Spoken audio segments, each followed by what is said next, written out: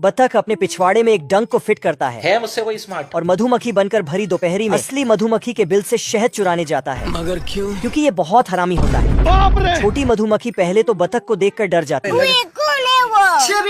TikTok ये हो। लेकिन फिर विदेशी मधुमक्खी समझकर उसके स्वागत में एक प्याली गरम गरम शहद लाती है।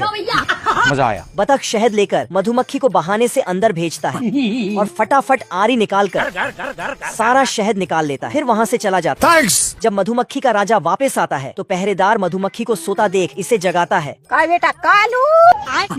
उधर से दूसरा मधुमक्खी दौड़ कर आता है और राजा को शहद के गायब होने का खबर देता है। तो ये पहरेदार मधुमक्खी को चोर समझकर उसे लात मारकर भगा देता है। चोरी के इल्जाम में राजा पहरेदार मधुमक्खी को घर से निकाल देता है तो ये दुखी होकर जाने लगता है। इज्जत नहीं है भाई। तभी उसे रास्ते में शहद पड़ा दिखता है तो ये टेस्ट करके देखता है।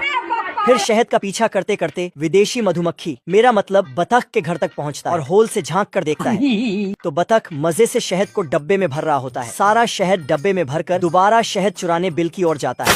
बतख जैसे ही बिल में घुसता है मधुमक्खी भाला लेकर अंदर जाता है। बतख और मधुमक्खी का जबरदस्त फाइट शुरू हो जाता है, जिसे देख बाकी मधुमक्खी डर कर कोने में छिप जाता है।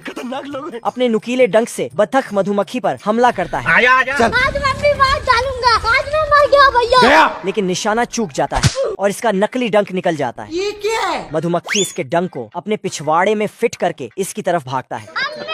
बतख जान बचाकर भागता है लेकिन बच नहीं पाता है।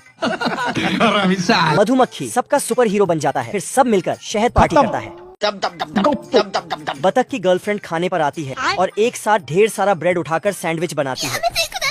फिर ताश पत्ती की तरह उछालकर एक ही बार में खा जाती है। ये बाबा किडनी का बीमारी बहुत बुरा है।